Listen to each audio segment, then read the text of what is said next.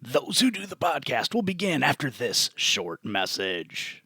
Hey, it's good old boy Mike. This is good old boy Dave. From Sips, Suds, and Smokes. Sips, Suds, and Smokes covers wine, tea, coffee, distilled spirits, whiskey, scotch, beer, cigars. People whose first name starts with Q. Bad fake British accents. And we always take time to make fun of the people of Alabama. Banned once again. It's a 1-hour episode that's mildly entertaining for about 22 minutes. I think mildly would be a vast improvement. Well, we do have the only beer show with the Holy Man. We talk about these products and rate them with our unique rating system, like our Suds 5 rating.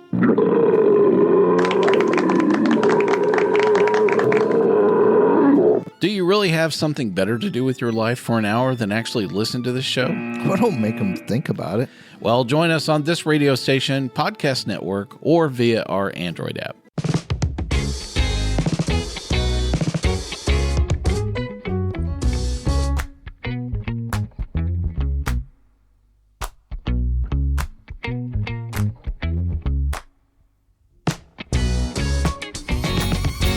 Welcome to another episode of Those Who Do the Podcast. With you, as always, I'm Zach. This week, we have something kind of fun, which I always say every week, and hopefully we do produce. But I have a guy on here with me that I have known tertiarily through the internet for many years. He's a former podcaster. He's a Marine Corps veteran. He is the co-founder of Revival 1869, a drinkery, which is located in Clayton, North Carolina. Matter of fact, it's at 222 East Main Street in Clayton, North Carolina. So if you ever find yourself through there, stop, have a whiskey, have a cigar, hang out, and say hello to Mike Stojic. Mike, thank you so much for coming on. Hey, Zach, it's really good to be here, man. Thanks, Thanks for having me. Yeah, absolutely, man. Like, you know, I'm really interested to talk to you today about co-founding a business, especially a bar, because Sure. That's something I know. I always start almost every episode out going, this is something I know absolutely nothing about, which is kind of revealing about me because there are a lot of things I know absolutely nothing about. Well, I mean, that's what's like with all of us. We know nothing about a lot of things, but I think that's really cool because you have this thirst for discovery and knowledge. So you go out and get it. Right. And I used to joke that I hate people, and it's really quite the opposite. Yeah, I don't believe that at all.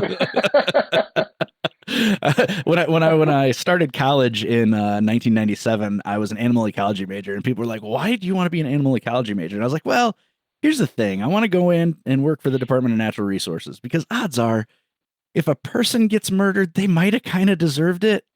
So, but if a deer gets poached, that deer was just out there doing deer shit. So, but then I got away from that very quickly and went into theater. So two totally different. Yeah, theater's a very people-driven business. Right, exactly.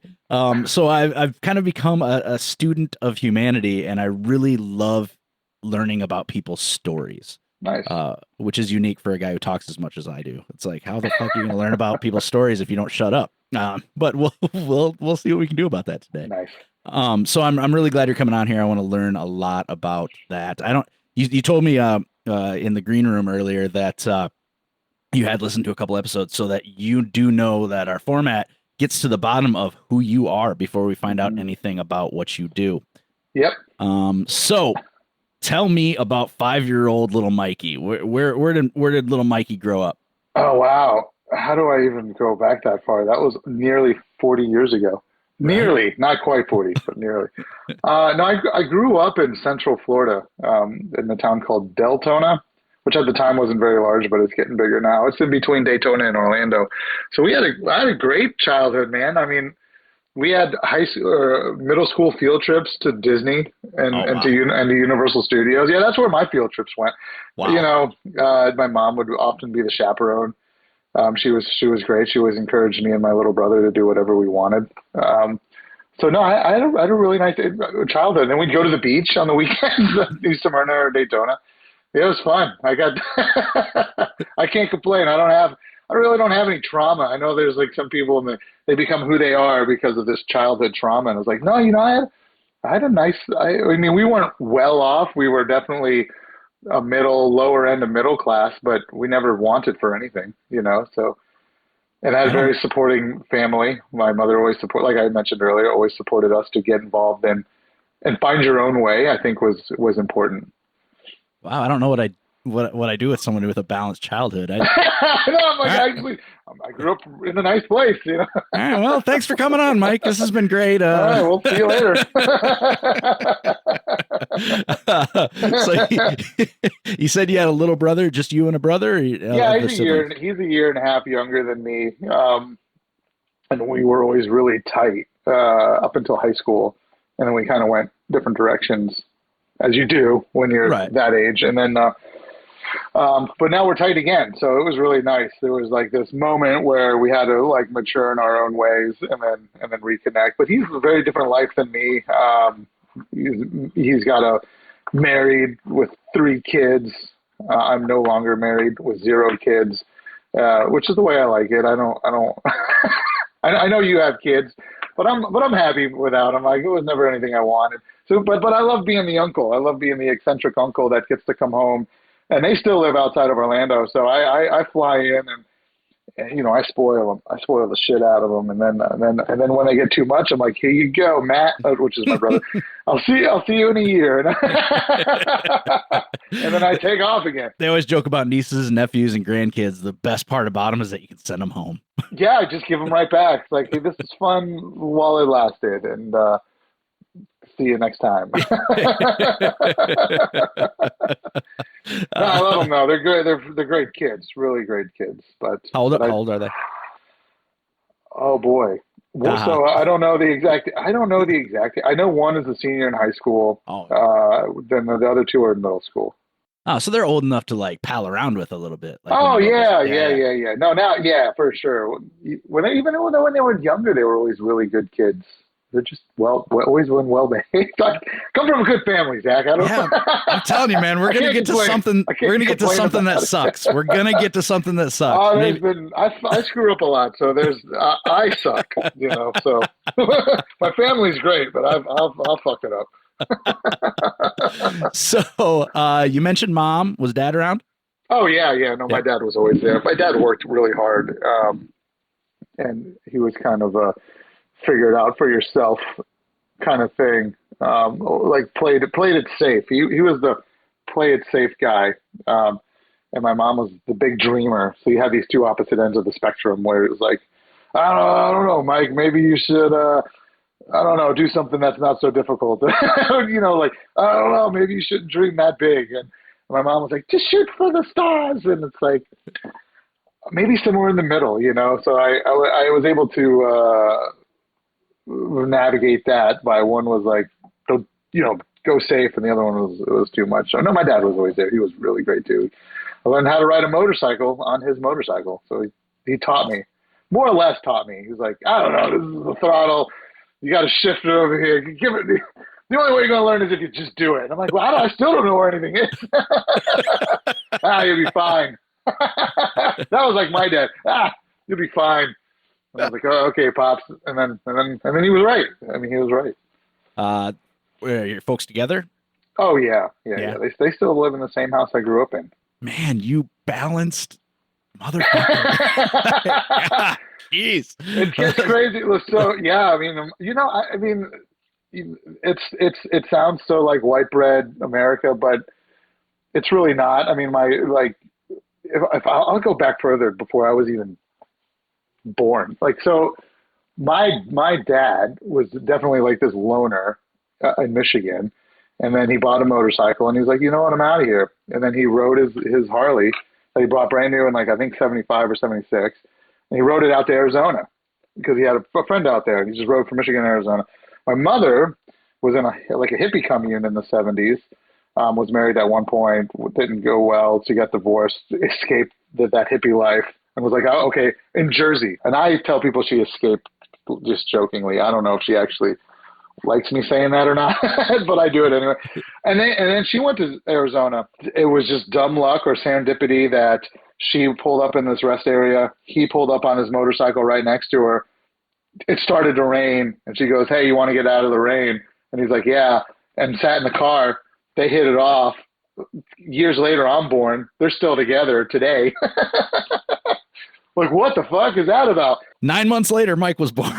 It was about that. I mean, they lived in Arizona, I think, a few years, moved back to Michigan, which is where my father's from.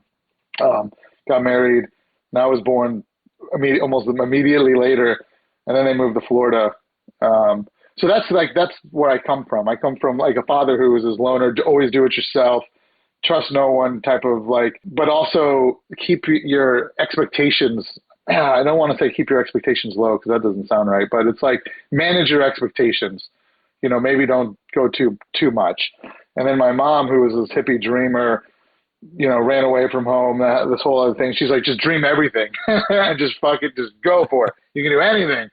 And I was like, I don't know if either one of those is totally right because I don't want to be foolish about it. But as a result of that, I was able to really navigate this fun path growing up from a very supportive family. But definitely nothing white bread about it. I mean, my mom now works in a dispensary in Florida. She's my connect. I don't know if we're allowed to talk about that on here. You're fine. But it's I'm like I'm pro legal, so let's legalize it. And she works in a dispensary in Florida. That's 70 years old. Wow. She's dyed her hair purple. Yeah. That is awesome. She's way cooler than I am. I think I want to hang out with your folks, man. Come on, man. Yeah, it's fun. Oh wow, that's awesome. What kind of stuff were you into as a kid? Like what were your hobbies? What you like doing?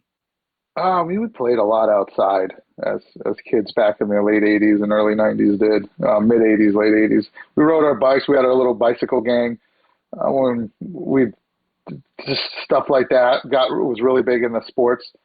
Me and my little brother were on basketball teams through high school, and then we were both athletes. I wrestled, ran cross country and track and field. So we were definitely more the athletic end of things, staying busy. A little bit of video games, but not a lot. I mean, I had a Nintendo. I think that was the first. Well, we had an Atari originally. So we definitely had the old school games, got to the Nintendo. So we played a little bit of games, but mostly we enjoyed just being outside playing. Yeah. Back when that was a thing. Yeah. Back when playing outside with friends was cool. Go to the beach a lot. Love swimming.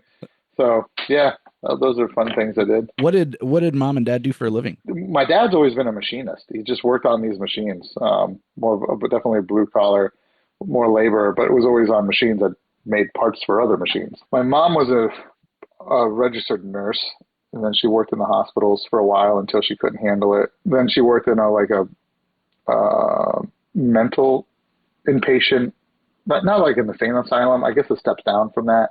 She really hated that. And then became a teacher at the high school I went to. She was dual enrollment. So she was teaching a nursing course where the high school students could get college credit for it. Wow.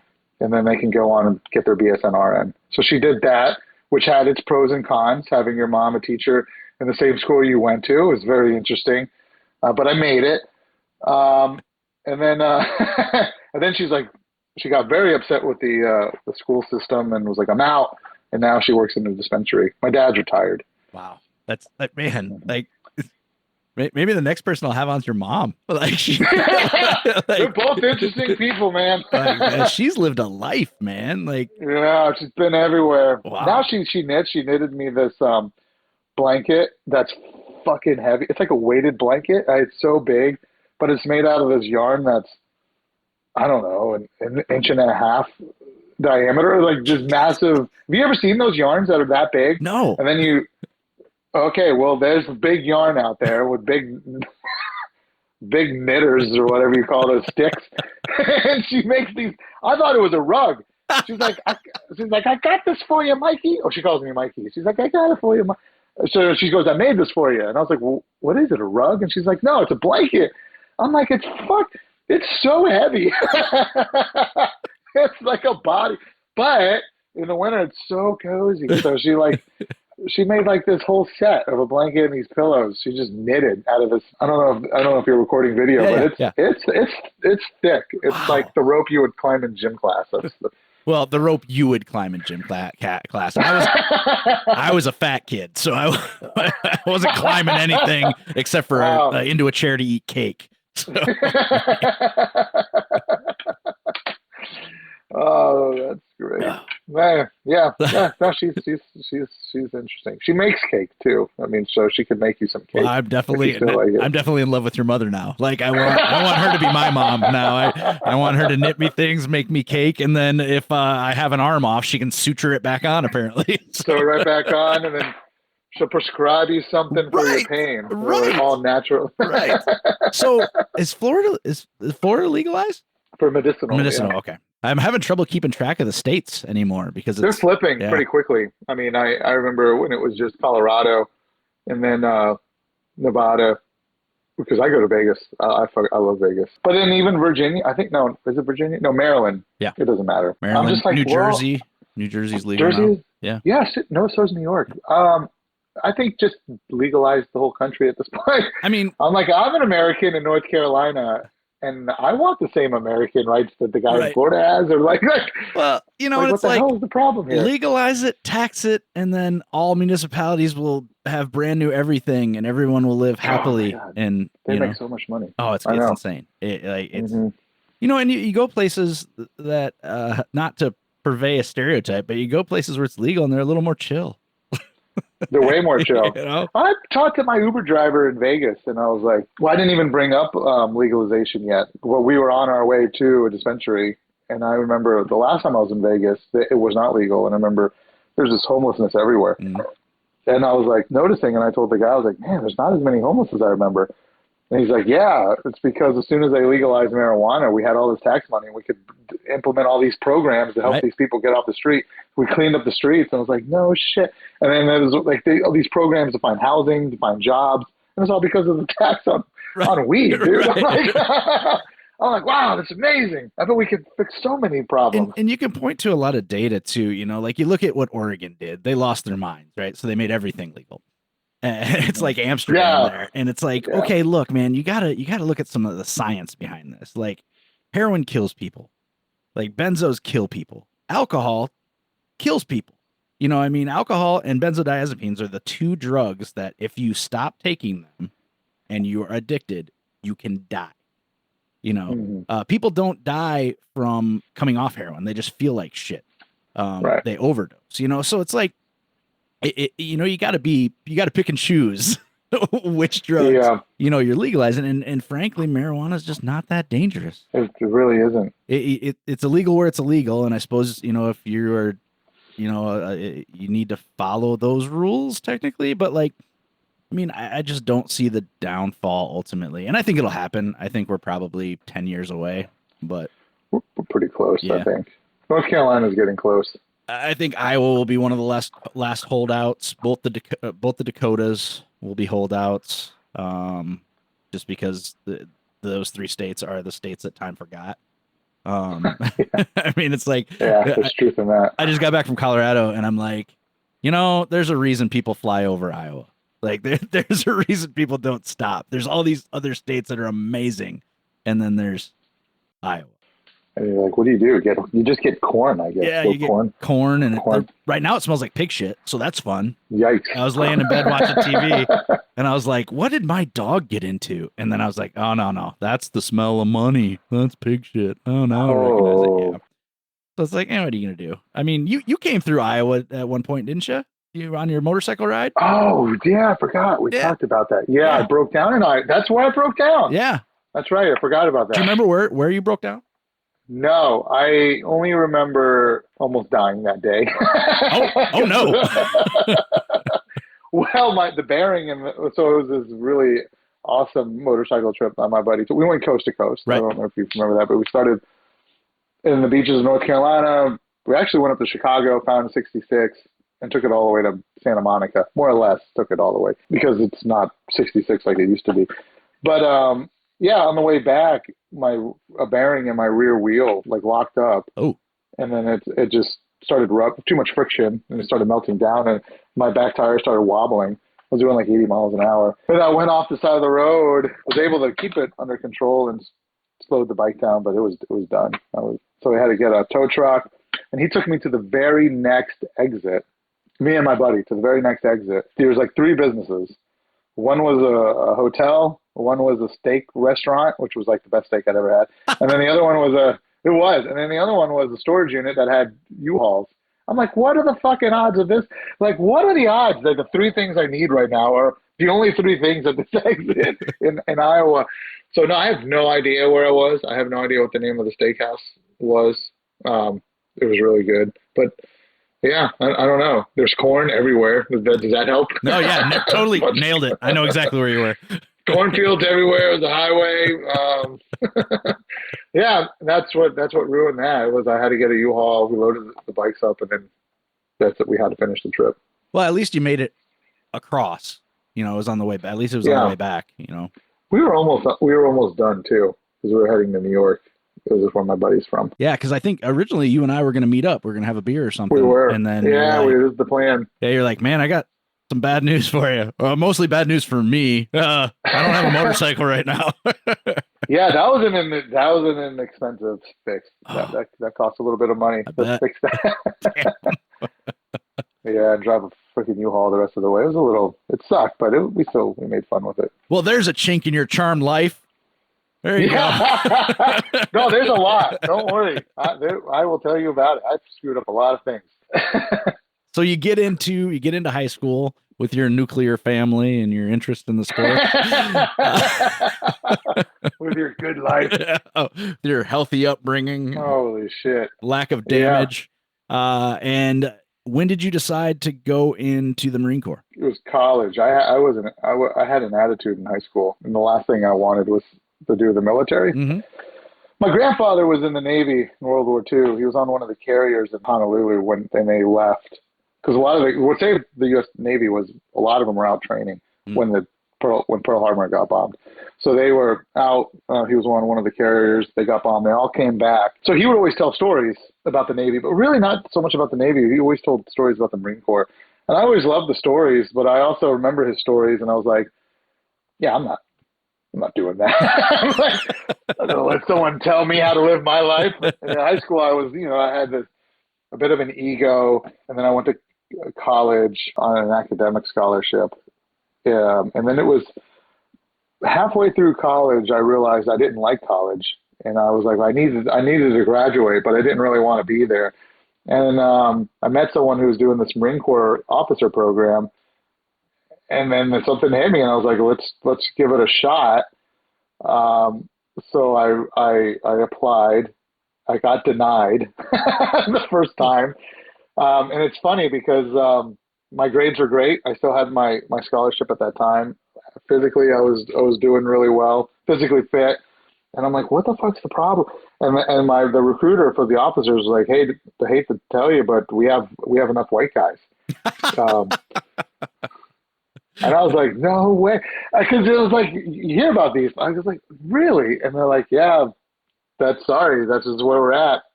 And then he was looking at, it just so happened he looked down and he saw the spelling of my name. And, I should tell you. So there was some confusion as a kid. I'll get into that in a minute. But he looks at the name and he's like, wait, what is this? And I'm like, what is what? He's like, where did you come from? I'm like, why, I came from here. And I'm like, what?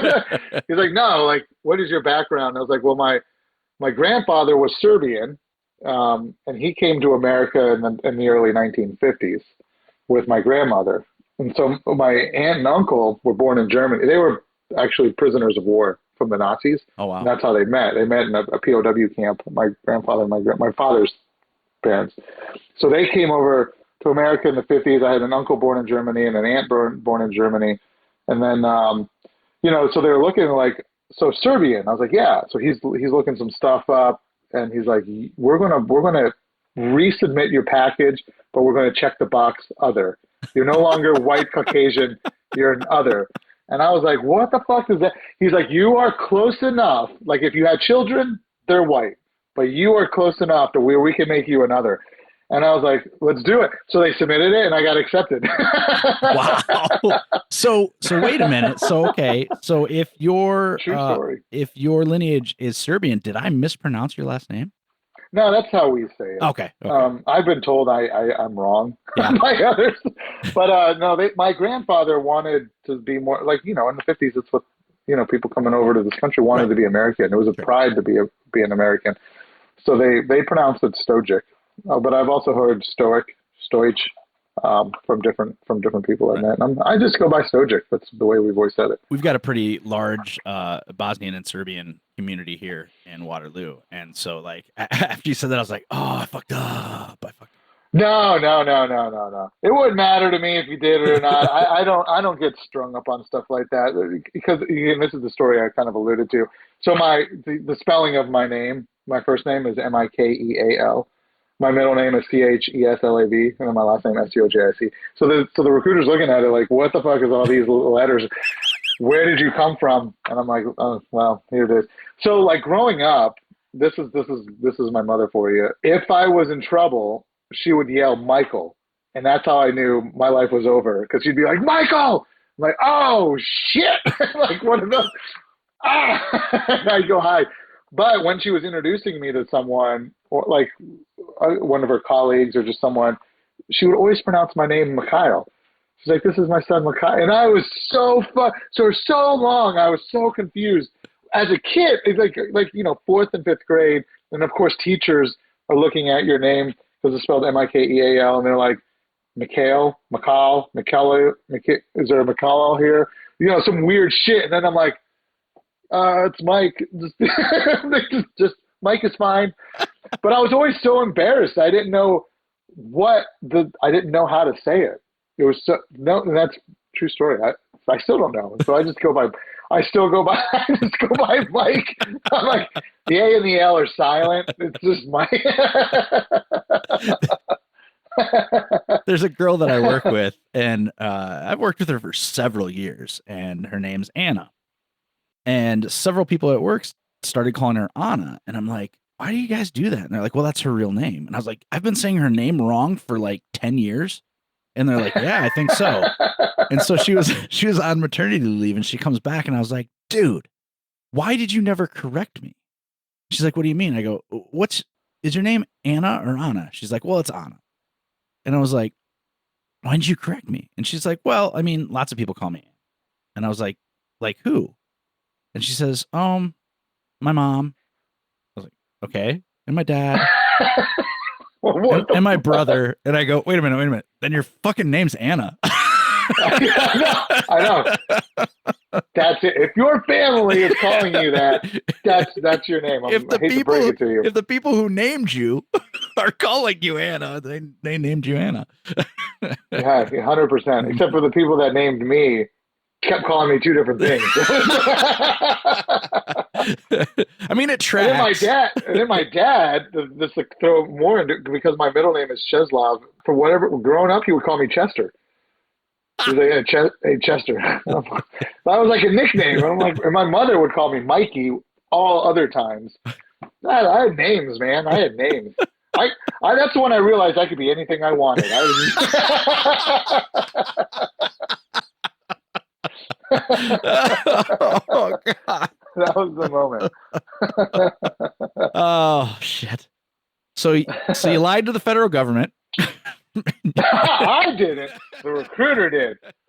And I don't even know if I did. Maybe that's just the technicality, I just slipped in as another.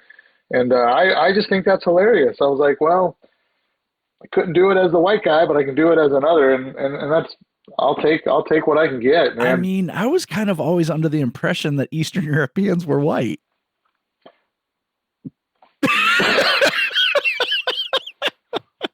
I don't know what to tell you. Wasn't there an issue with a somewhat Eastern European country that, tried to kill everybody who wasn't white? Wasn't there a thing? Yeah, I don't know. This one time. History and whatnot. I don't know. Well, as you get out further that way, you get this mingling of like Asian and white. And I think it turns into this like a darker skin. Because I don't burn in the sun. Yeah. I get very brown. Yeah, me too. And I think it's those genetics. But so I'm not like European white, it's a different, different flavor. Well, and I would imagine too, because, some of the, I mean, there was a whole war about it, the Bosnians and the Serbians, there's definitely some Muslim heritage in there, and that didn't exactly come from Norway. So, no, not a chance. Yeah. So there probably is a little bit of, I don't know what you'd call it, I don't know. Our whole planet, we're just a big melting ethnicity. pot of Yeah. there's in there. Culture. Like there's Whatever culture. it was, it got me into the Marine Corps, which was great. Which was great now, but I remember well, it was great for a lot of it. But I almost gave up. I went in. I did this officer program where which was amazing because I did not have to do ROTC. A lot of kids do ROTC through college and then they become officers. The Marine Corps has another program called PLC, a platoon leader course, and you can be a college kid. I think it's because it's even more selective. Maybe that's part of my problem getting into it. But you go to 2 boot camp summers in Quantico. So I was a normal college kid. I did all the stupid college kid stuff. And then I would go 6 weeks of this boot camp. And over the first 6 weeks, I was like, am I allowed to curse on your show? I'm like, absolutely. Okay. I wanted to be respectful. I already dropped a few, but I was like, fuck this life. I was so mad when I left because I lost like 50, 60 pounds. I got real sick. I was just getting yelled at all the time. It was just like this ultimate destruction. And I was so mad. So I went back to the recruiter and he's like, so what'd you think? And I was like, I'll be honest. I'm not doing it. I'm out. I'm not doing the second summer and I don't want your bullshit. And I was so mad. And then he's like, no, you have to. You signed this contract. And I was like, well, fuck your contract. And then he goes, well, then he's like, okay, well, you can say that, but you're going to owe us all the money we gave you. And I said, haha, joke's on you. You didn't give me any money because I didn't get any scholarship money from them.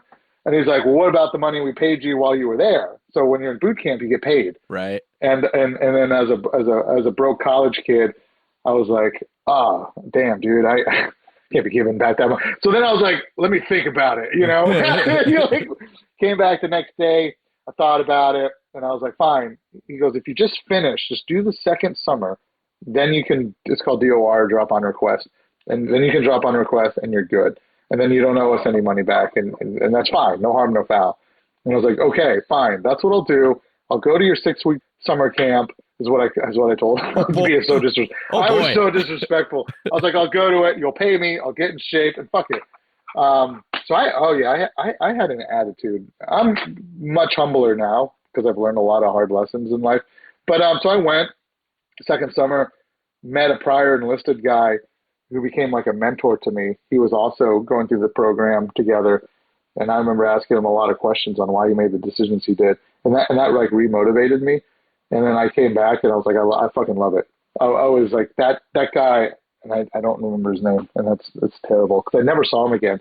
But he changed everything for me. Wow. And I was like, this is 100% what I want to do with my life. And then I did it, and it was great. How many years were you in? Just under 9. I was medically separated. I have I actually 4 months out from a full hip replacement. I had a no shit. Full hip replacement on the left side. I have herniated a disc. I broke a bone in my neck. And I'm not entirely sure when that happened, but I got banged up a little bit. I guess. While I was in, so I got a full medical separation. So what years were you in then? 6 to 14. It was 6 to 2014. So just under 9 years. If I made it to 15, it would have been 9. You must have just gotten out when we kind of internet connected. Because we connected in 15 or 16. That sounds right. Yeah, because I remember when I moved to Clayton to try to start the bar, and I started the podcast to get more involved in the industry. Right. And I thought, no one's going to want to talk to me as just some guy trying to start a bar. That's like everybody wants to start a bar. But if I created a podcast that had value, and then I was, and also for me, it was a passion. I just really wanted to learn. Maybe this adds some validity. But it did. It allowed me I was able to make some really cool connections, open a lot of doors, find some new opportunities that helped me. And it was a really good show, man. I really enjoyed listening to it. Yeah. I really enjoyed making it. It just took a lot of time. Yeah. No shit. It took too much time. And I'd love to do it again. Something like that. Maybe one day I will, but it just took too much time. And to coordinate it and to wrap all the stories together was tough. But I actually started another one, not nearly as, it's fun, but it's not the same. It's a buddy of mine who owns a bar similar to mine. We do one called Bar Curious. We did it during the shutdown, and then we're trying to start it back up, and we're not doing a good job of starting it back up. But because we're both busy. I mean, it's a fantastic name. Bar Curious. Yeah, I love it. Yeah, I think so. You know, we explore things like where did the old fashioned come from, and we dive into that history. Or who was Elijah Craig? You know, so we dive into his history. You know, who are like these figures within this industry, and you know, there's history and traditions in drinking. So we're like, let's do that. Yeah. So that's what the show is pretty much about. That's, I mean, and it's, you know, there's a lot to be said for niche podcasts. Like niche podcasts are the almost the best way to go. You know, like a singular topic of, you know, drinking or the history of spirits or whatever. And I think it's a great concept, man. And you're natural. Thanks. Like you're really good. You're really good on the mic. So well, thanks. I don't know why that is, but I appreciate it. Yeah, that's what the thing I like the most about Make It a Double is that like it was just a really easy show to listen to. You know, sometimes Thanks, it's man. like I appreciate it. sometimes it's a slog. You know, there's good information. You're just like, oh, why do these people suck?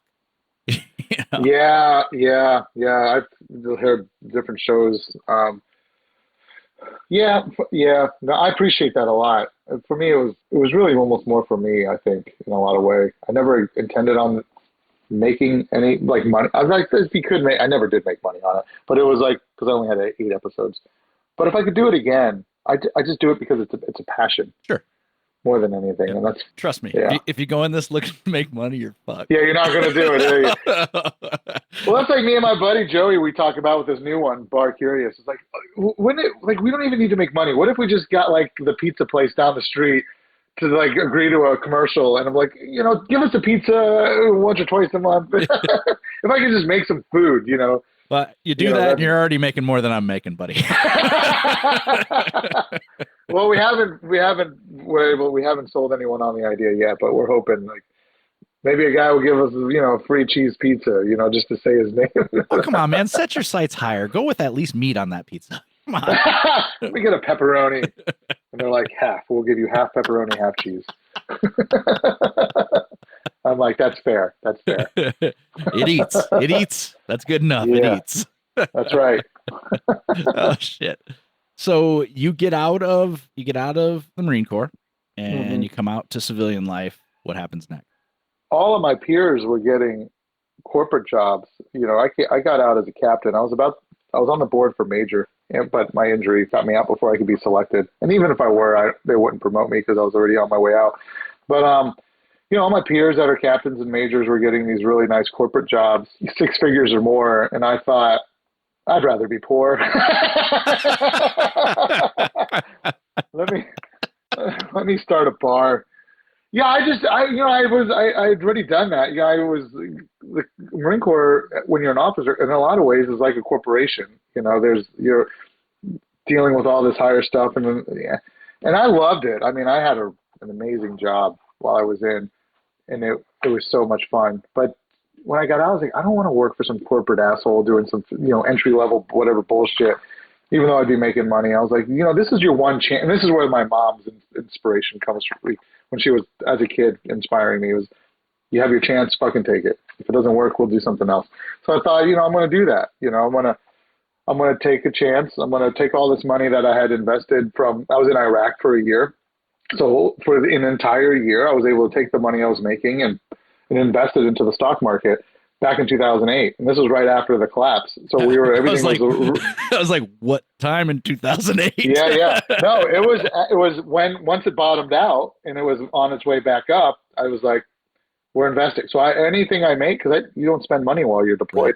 So I just invested everything into the market, and from 8, 9, and all the way, it just made money, you know. So I was able to cash a lot of that out, and then just start the bar with cash. But I knew I had that money. I knew I had the backing. Also, I was also enabled by VA money because of my injuries. I get some disability income that comes in. So I'm like, okay, I can be okay because I can live like more of a humble life. You're not making a lot of money off of the VA disability stuff, but you're making enough for, you know, if you're smart, you'll be fine.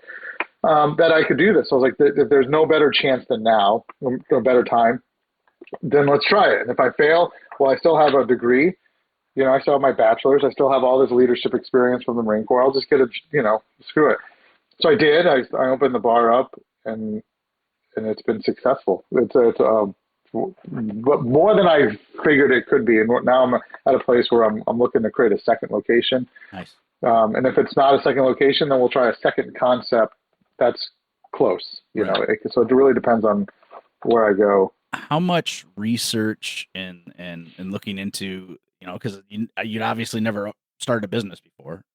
So yeah, but I had this ego, right? So I still kind of have it. I think, although I'm a lot humbler now, it's like, I feel like I got to preface with that. No, I'm cool now. But it's like, I bartended in college. I loved it. It was so much fun. I love the experience you can create for people. And that was at that age, I could realize if I do a really great job, and I just love people anyway, that they're going to pay me. They're going to tip me money to hang out with them. Like, I could just hang out and be a friend. It's like a weird form of prostitution. I'll stand there and be your friend. I'm not getting naked, but I'll talk to you about whatever you want to talk about. Bullshit. You're going to pay me. Bullshit. You're not getting naked. You're a veteran. You're a veteran and a bartender. You're getting naked a lot more than I am. I'm telling you. Potentially. I will neither confirm nor deny. But I was like, I could create these experiences, and not only are they it wasn't just money driven. Like, you make people's days better. Yeah. You go to a bar and you got a great bartender. Like, I realized then that you're creating this escape for people. And, that I know they were in this shitty fucking 9-to-5 job. This is not really what they wanted, and this is not their dreams. But they can come to this bar and let go for a while and get some really great drinks and have some great conversation, maybe make some friends. That's an escape from this reality. And then I knew that I wanted to create that. So research, I already understood the workings of a bar from that perspective from college days. And then in the entire year of 13, I was in Afghanistan, and it was actually a pretty easy job. I worked for a general, so it was pretty plush life. And I was able to do a lot of research while I was working for him. Nice. I did the work I needed to do, and then I could just sit in my office and just research how to own a business, what does it take, all these things. And when I got back, one of the first things I did was an entrepreneur class. I think the VA was putting it on, or maybe it was the DOD. It was for people getting out. It was through Syracuse University. So I got to take this course on entrepreneurship. And then I linked up with the SBA, because the Small Business Administration will host classes for free on everything, almost everything. So it's on like human resources, payroll, taxes, all the stuff that's not fun about owning a business, the small business. But I turned out I enjoy doing that stuff. So, but that's how I learned. I just went to everything I could possibly go to, read all the books, went to a few conventions, because you find out that with anything, there's a convention for it, or there's a trade show for it. Doesn't matter. Like, if you're a yoga person, there's yoga trade shows and conventions. If you're a pizza person, there's a pizza convention in Las Vegas. If you're a bar, there's plenty of bar, hospitality, restaurant conventions out there that you can go and learn and network. So if you're a furry, you can hump other people in costume. Yeah, you can do all that. There's podcasting conventions. Yeah. I mean, there's something for everybody.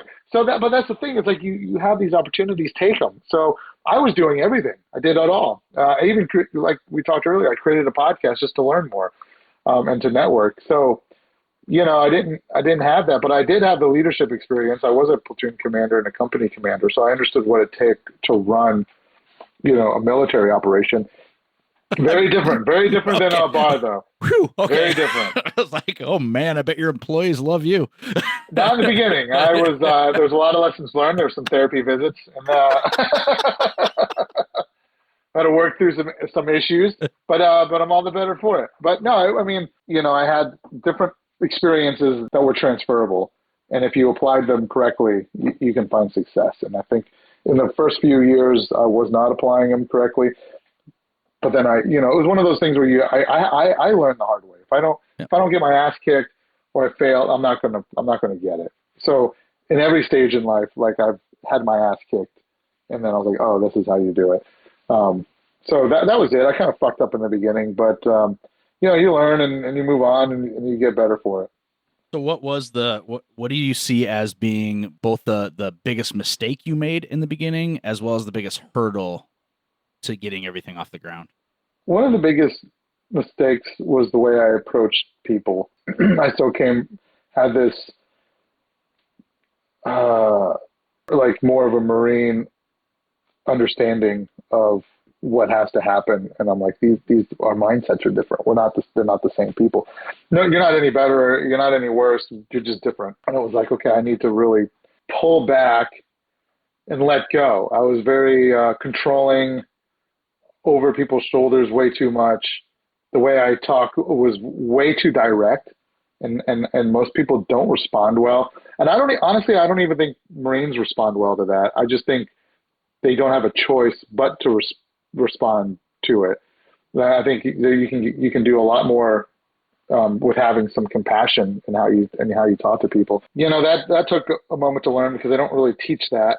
Once I did, and once I was able to back off and trust my bartenders a bit more and enable them to be creative and have their own successes, we started really killing it. So who can you credit to pointing that out to you? Because it's really hard to discover that on your own. Who said, "Hey, Mike, this ain't working"? A few friends. I think the biggest. Well, my business partner helped a little bit in that, but I think the biggest one was like I wasn't joking. I went to therapy twice. I went one for because I was like, what is my problem? There's got to be something. And I figured it was anger management. So I went to discuss that, and that worked. I was not so angry, but there was something else. There was an underlying thing. And then I remember it was a New Year's Eve. I hit basically a rock bottom, and then I went back for more therapy with someone different. And she was amazing, and we talked a lot and really dug into things. And that was when I started realizing, what the fuck? Like, what do you have to prove? Like, you have not. Like, why are you acting like this? And it was like, have compassion for people. And I would say her, and then she gave me some books to read. But again, I had to learn the hard way, right? Like, it was that New Year's Eve. I hit rock bottom. I went back. I was like, okay, whatever I'm doing isn't working because now it's affecting me, not just them, but also me. So it was a lot. I think it was just a culmination of a lot of things. Sure. I can't say it was just one person. Now, when you say you went to therapy twice, you don't mean just like 2 sessions, right? You mean you went? No. To It was months. It was two different therapists. Sorry, okay. yeah. No. The first one was good. No. It was multiple sessions. It was I think the first one was for the entire summer into the fall, and then the second one was a little. She ended up becoming a friend of mine. It's funny to say I went to therapy. I knew her already. She was a therapist, and she became my therapist, and then we're still friends. That's trickily navigable. But it was a friend that's like, yeah, 100%. But it was an outside friend. So this is funny. So we actually met on TikTok. I do TikTok too. It's a lot of fun. I recommend it for everyone. I love TikTok. But no, she was just telling me some real shit, and I was like, no one is saying these words to me. Like, what are these words? And she's like, read this book, do this, and then I was like, can I just hire you to help me with this? So we weren't like friends. We weren't like friends, but right. we had. It was like, you chat every once in a while, and so yeah, I don't know. I don't know how else to explain it. My oldest daughter, one of the people she sees was a very good friend of mine, still is. And so it's like navigating that whole like, okay, is it appropriate for me to text you right now about this thing? Or because you're my friend and I don't want to overstep and I know you need your work-life balance, but at the same time, I'm trying to pull my kid off the ceiling. So it's very tough to navigate those things. Yeah, I just sort of went all in. Well, we lived in different states, so it wasn't like we were hanging out drinking. Right. It was someone I'd met, and we just struck up this conversation, and we were like internet friends. Sure. Kind of the way you and I met. We just became kind of these friends over the internet. Right. It was just one of those things. You get talking. She's like, "Have you been to therapy?" I was like, "Well, I did, and it worked for these reasons, but it didn't for this." And she's like, "Well," but it helped. I mean, it really helped, and I just calmed down. I was like, "Why what the hell? Like, it's not that serious, you know? And therapy is one of those things that's like, the best metaphor I can use is death by a thousand cuts, but in a positive way, because you don't realize how much it's helped you until you're so far down the road that you're like, oh my God, I just Yeah. handled the thing correctly. And it's probably because of, therapy.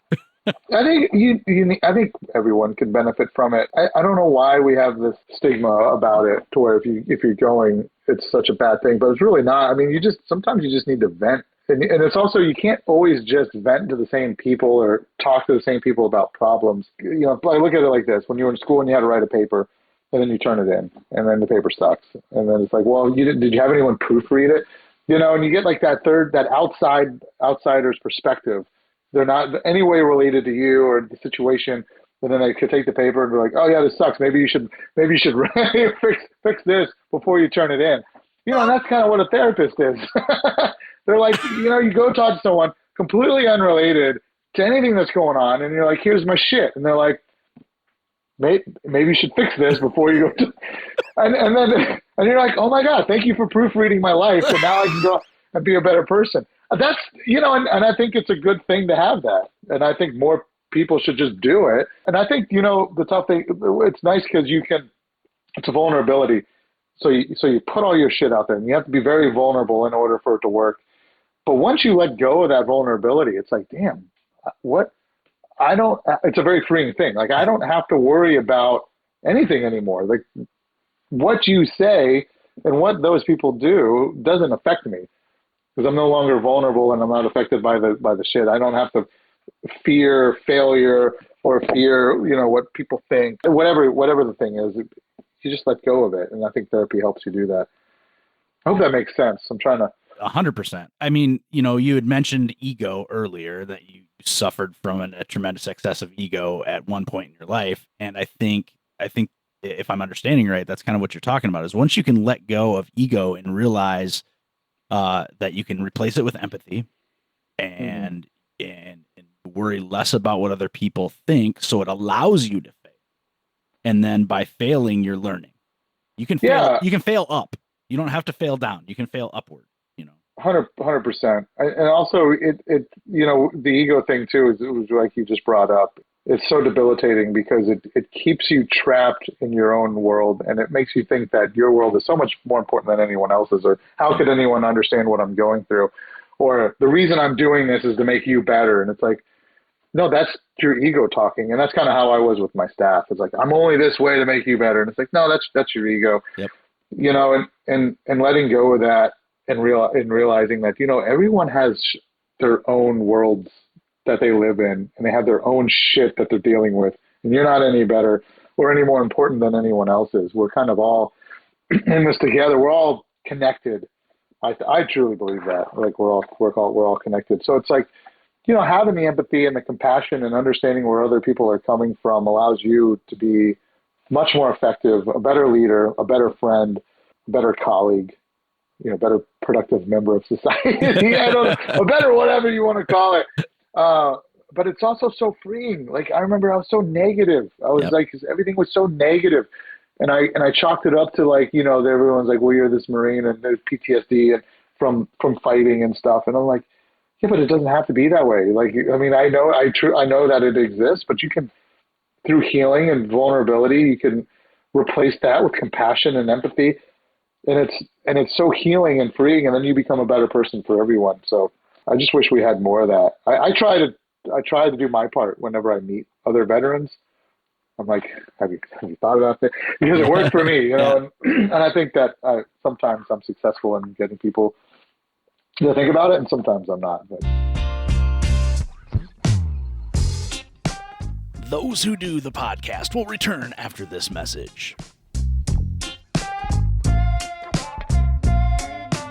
Multispective is a podcast where we interview individuals around the world with unique stories and experiences. Guests share in detail some of the traumas they faced.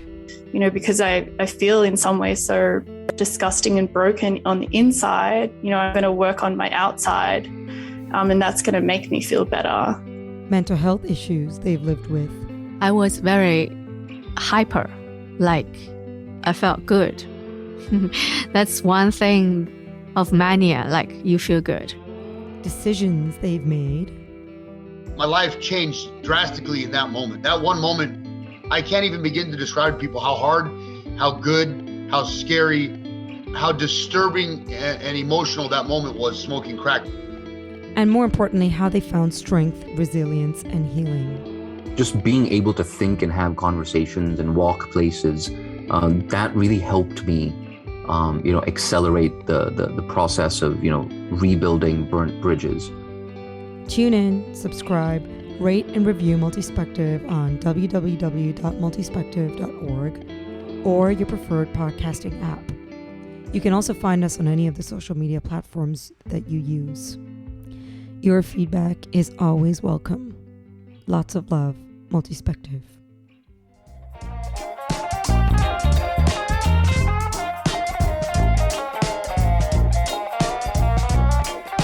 Yeah, I mean, it's kind of like dealing with addicts. Like they have to be ready, and if they're not ready, it has to be their idea. Even if you put the kernel in their head, the nut in there to grow into the tree, they have to be willing to water it, feed it. If they're not ready to do that, it's not going to have the effect that it had for you or me going into therapy. I mean, I think it's kind of like hearing your story as far as like how you dealt with the people that you were supervising in civilian life. Like I'm seeing, like I had that problem too.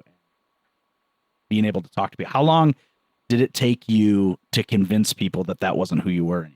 I think for the ones who were really close, they picked up on it really quickly. Good. Yeah. Because one, there's an energy shift, and I fully believe you can feel that the energy that you bring into a room.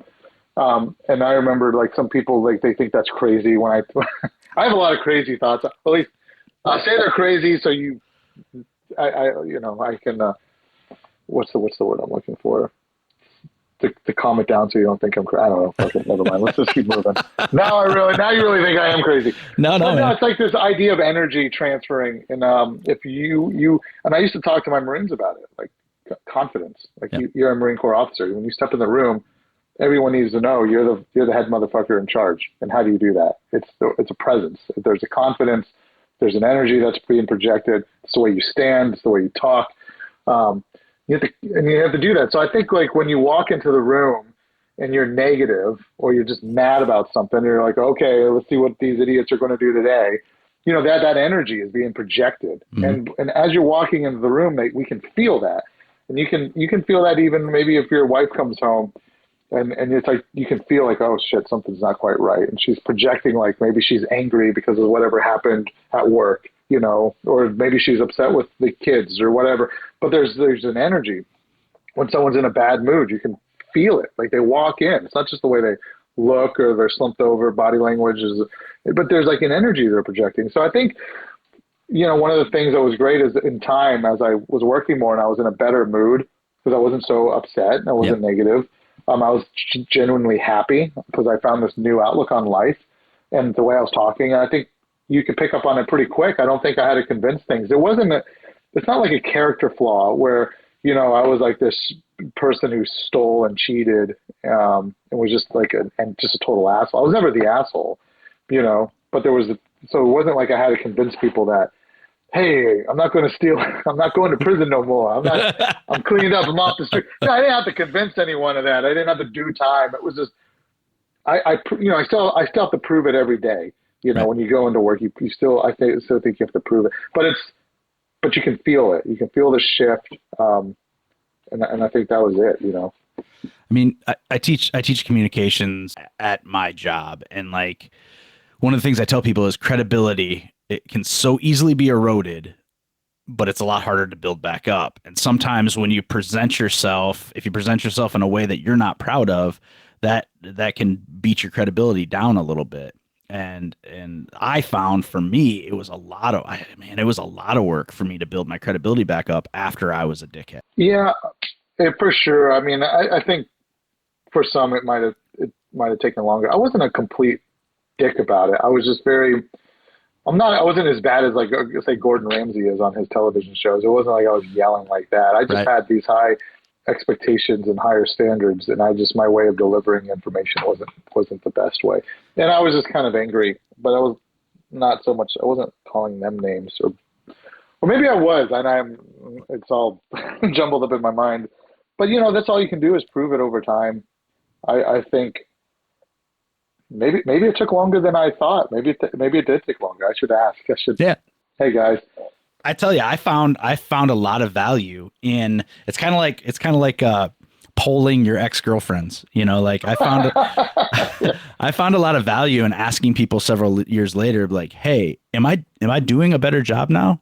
Am I someone that you trust to handle things in the correct way? And once I started, and that's somewhat selfish, because once you start hearing that from people and you get that feedback, it reaffirms, I get all my validation from other people anyway. So but it reaffirms like, okay, I am headed the right direction. And ultimately with a business that you're starting, if it fails, that only hurts you. Your staff is going to go out and find another job in the service industry. Well, I still think it hurts them. I have a huge sense of responsibility to ensure the business succeeds so that they are getting paid. Sure. Yeah, sure. They go get another job. They can, but I have now. It's probably more so now than it was then. But I have this ultimate sense of responsibility where like I have to ensure the business is successful, not just for me but for them. And if it's got to be a symbiotic thing, I make the workplace as good as I can possibly make it, support them as much as I possibly can so that they can be successful and that they can make tips and, they can make money. But the better that they feel about it and the more empowered they are, because we do a lot of craft cocktails, and the happier that they are, the better they perform for me. So if we can create this machine where I'm taking care of them, they're taking care of me, and make it a genuine thing. Because it's always, you see those memes where like, hey, great job today, guys, pizza party on Friday. Like no one fucking cares about the pizza party. So there's like, but there are ways to show like you really do value them as a part of the team, and I've learned more about leadership coming out of the Marine Corps and going through therapy and learning compassion and empathy. Doing it this way than I did while I was in. There's so many ways in which you can create community within the workplace and prove that you value your employees so that they go out and do the best job that they can. Because they're going to do the job. They're getting paid what they're getting paid. They know they're there to do a job, so they're going to do it. But the manner in which they do it and the level of which they execute it is all dependent on how well you are leading them. And so, it's more than just pizza parties. Pizza is delicious. I do love pizza. We have a pizza place right next to the bar, so we do eat a lot of pizza. But I think and then learn, like I guess I'm trying to make it full circle. But in changing myself and being a better person for them, and then also just having this sense of responsibility to where like the business must succeed in order for them to also succeed. Right. So I'm doing it more than just for me, because the money is great, and you can make money. But you'll make a lot more money if you empower your people to go out and do amazing things. And you take a step back and you're not the asshole looking over their shoulder or micromanaging like I was. Well, and you used a good word that sometimes gets a bad rap, symbiotic. Like, sometimes when people hear symbiotic, they think of like viruses and shit, but like, that's parasitic, just so you know, yeah. But symbiotic's a good word because it's mutually beneficial, and if you create a mutually beneficial environment, like you're saying, everyone wins. Granted, you also lose together when you lose, but for a staff, if they see that you lose with them, that's almost as important as seeing you win with them, because it's that whole, I'm sure there's a book out there that you may have read. I've never read it, but I've seen it. Leaders Eat Last. Oh yeah, I've not read it, but I've heard of it. But I don't need to read it because I learned everything I needed to learn from the title. It's yeah. The idea, and the idea isn't like you starve yourself so that they can be successful, but just that they don't eat first. It's not even so important that you eat last. It's just that you don't say, well, I'm the boss, So I get the best parking spot and I get to eat when I want to eat and I get to come to work when I want to come to work. That's not symbiosis. That's not that there's a challenge for you too, and that there's a risk and reward for everybody. I think and that if I'm understanding, that's pretty much what you're saying. So I just paraphrased your entire last 5 minutes. You did. I talk way too much. No. I try to come up with smart words so I sound smarter than I am. But that's a concept that we learned very early on in the Marine Corps. We always eat last. Officers always eat last, and then it's like, well, yeah, we should, because the young Marine out there, he's the one who's actually doing the majority of the work, and we need to make sure they're taken care of. So 100% agree with that, and the way you said it was. What was when you decided to come up with this business? You're doing craft cocktails. You're doing I love the look, man. Like the entire vibe of I would hang out there. Thank you. Which is more of a threat, I think, than anything. So come on, bring it. But it seems like a pretty well put together place. So what was was that your first vision, or did it morph from one idea to another before you landed on the aesthetic and the business model? So one of the things I remember reading in one of the books was, don't try to manipulate the environment too much. Allow it to speak to you and then work within it. When we found the location, this was a building that was over 100 years old. Wow. So I wanted to maintain that aesthetic. We pulled down a bunch of plaster to expose the brick walls. And then it was like, well, it was two small buildings and we wanted to connect them. So I was like, well, we need to create these openings, but I want the openings to look like they were built into the building 100 years ago. So I remember when they blew out the wall and they put the beam, I think it's called a lentil. They put the beam up. They were like, well, what color do you want it? And they thought, we would want it fancy and brand new, this very modern industrial look. And I said, I wanted rusting. like whatever that is, that look, that's what I want. And they're like, seriously? I'm like, yeah, just coat it so it doesn't continue to rust. But let's make it look like it's as old as the fucking building is. So we did. And then it was like, well, the concept wasn't just craft cocktails. I mean, it is, but it was more, the name is Revival. And the idea was I love drinking and hanging out with friends and reconnecting. And it was like what I did in the early days of bartending back when I was in college. I wanted people to reconnect. So we knew immediately no televisions. Nice. I don't want people distracted by ESPN or whatever news network is on the TV. It was like, we wanted people to talk. And then the second thing was like, well, how do we get people to be more social? So it was like, okay, let's create this residential feel in the lounge. And, there was at the time, and still now, you have this very modern industrial look, and I hated it. And I was like, well, let's make it comfortable. So we went out and we bought all this old furniture from estate sales, Facebook Marketplace, and it's all like the shit your grandmother would have had in her house. But because of the brick wall and the interior and the low lighting, somehow it just works. It's all this eccentric old furniture with these tables, and it creates this communal type thing, very, very big, multiple couches. So there's 10, 14 people sitting around a couple coffee tables. So if you come with you and your lady, or you and whoever, or you come as a group, you're almost forced to sit with other people. And then the idea is we're going to strike conversation up. There's an opportunity for you to meet new friends and to have a really interesting time that you wouldn't have if you just went to some other bar where you're kind of sitting in your own little sections. And that was on purpose. We just wanted people to reconnect, create the more human aspect of the drinking experience. So that's what it looks. We have all those couches and these really old chairs, and they're very comfortable with the low lighting. And we just wanted to make it an eccentric, interesting piece. Because even then, even if you had nothing to talk about, you can at least look over and be like, well, that's weird. What is that? That art is bizarre. Or that's an interesting. Oh, my grandmother had a couch that looked like that. And I've heard those conversations. And then when someone says it, someone else is like, oh my God, so did my grandmother. And then you have these cool conversations happen. So we created this interesting space in order to create conversation. It's great. You're unfucking society. I'm trying. I'm like, we need to connect as people, man. So it's like, however we can do it. And I'm a big believer in bars are better than church. I'm like, let's go to a bar, have a drink, and have a conversation, and stop judging so much. And you can do that, but you just need a place for it. How hard was it to get people in the door? in the beginning, no one understood what we were doing. So we had some people that got, because we're right next to Raleigh, and Raleigh's got some pretty great cocktail bars. Sure. And I didn't realize how important counties are, like a county. Like there's Wake County, and that's where Revival is. And then Clayton is in Johnston County. And growing up in Florida, like, no one really gave a fuck what county you came from. But evidently, in North Carolina, people care what county if you're a native.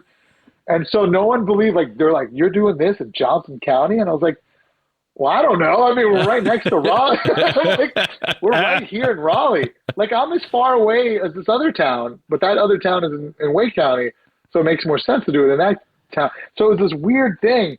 So yeah, so we started it, and then I began to realize, oh, the people are different. And so we had these, I guess, Johnson County natives coming in, and they were like your good old boys. They just wanted the shitty beers and bar fight type thing. And I was like, wow, this is interesting. So for one, we had to there was like this re-education of the consumer that had to happen. It was like, okay, we're not this kind of bar.